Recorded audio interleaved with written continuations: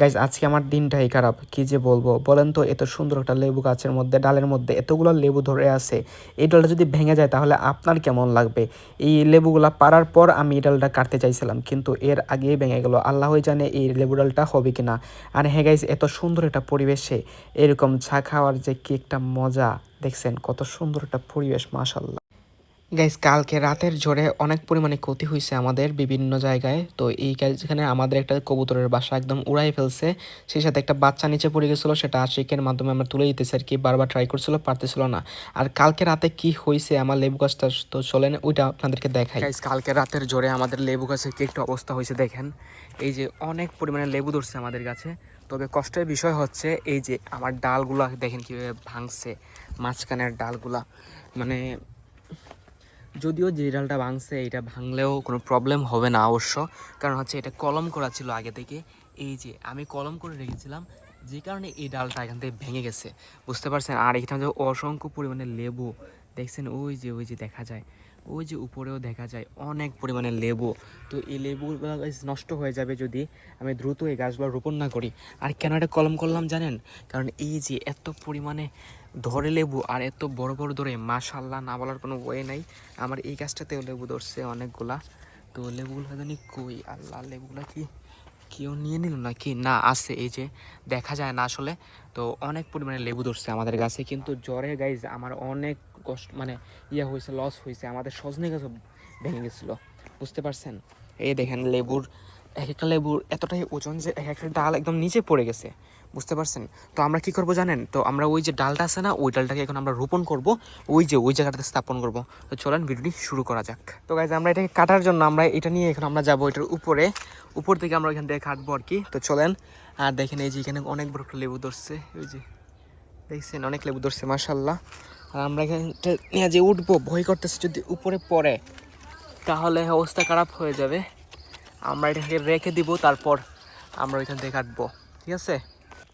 দেখুন গাইস কত বড় বড় লেবু ধরছে, কিন্তু কষ্টের বিষয় হচ্ছে এই গাছটা এখানে পাকাপুক্ত হওয়ার আগে এখানে ভেঙে গেছে। আমার ইচ্ছা ছিল এই সবগুলা লেবু যখন পেকে যাবে তখন আমি সেই গাছটাকে ইজিলি কাটার পর আমরা যে কোনো জায়গায় বসিয়ে দিব, কিন্তু কষ্টের বিষয় হচ্ছে এর আগেই ভেঙে গেছে। আমি মূলত অসময়ে এটা কলমিটা করছিলাম, আর এটাই হচ্ছে আমার ভুল। তো যাই হোক, আল্লাহর রহমতে যদি এগুলো বেঁচে যায় তাহলেই বাঁচলাম। আর আমি বাড়িতে আমার আম্মুকে বলছিলাম যে চা বানানোর জন্য, আর এর মধ্যে চায়ের ডাক পড়ছে। তো বলছি যে এখানে দিয়ে দাও, এইরকম সুন্দর একটা পরিবেশে চাটা খাবো। দেখেন কত সুন্দর একটা পরিবেশ, আর এর মধ্যে চাটা খাইতেছি। আর আমরা একদিন ওইখানে গিয়ে ভিডিওটা করব, ওইটা হচ্ছে অনেক বছর আগের একটি বট গাছ আর কি, ঐতিহাসিক বলতে পারেন। তো আমরা গাছটা এখানে কেটে ফেললাম, গাছটা কাটার পর আমরা আপনাদেরকে দেখাই কতগুলা এটার মধ্যে লেবু ধরছে। দেখুন, এটা যার দেখবে তারে মনে করেন যে অনেক খারাপ লাগবে, কারণ অনেক পরিমাণে লেবু এটার মধ্যে, 5-7টা লেবু, আর অনেক বড় সাইজ, বুঝতে পারছেন। এইগুলা লেবু যদি বাজারে বিক্রি হয় 80 টাকার কম হবে না, বুঝতে পারছেন। বিশেষ করে ঢাকা শহরে যেহেতু আমাদের এদিকে অনেক পরিমাণে লেবু আছে, আর শ্রীমঙ্গল থেকে অনেক লেবু আসে, যে কারণে তেমন একটা দাম পাওয়া যায় না আমাদের এদিকে, কিন্তু শহরাঞ্চলে অনেক পরিমাণে দাম পাওয়া যায়। আর দেখুন কলমটা আমাদের কী পরিমাণে শেকড় আসছে, কিন্তু শেকড় আসলে তো ভালো কথা, গাছটা ইজিলি বেঁচে যাবে। আমার কষ্ট হচ্ছে এখানে যে লেবুটা আছে সেটা না ঝরে পড়ে যায়, সেটা জড়ে না পড়লেই হলো। আর এখানে আমি গাছগুলো পরিষ্কার করতেছি, জমি পরিষ্কার করার পর এদিকে লোকেরা মানে অন্যরকম গাছ ফালাইছিল আর কি।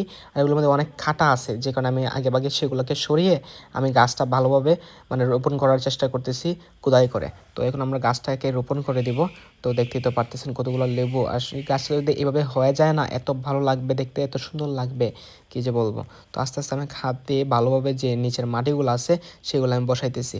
আর আমাদের এই পাড়টা বাঁধার আগে এটার মধ্যে আগে থেকেই অনেক পরিমাণে সার আর জৈব সার দেওয়া হয়েছিল।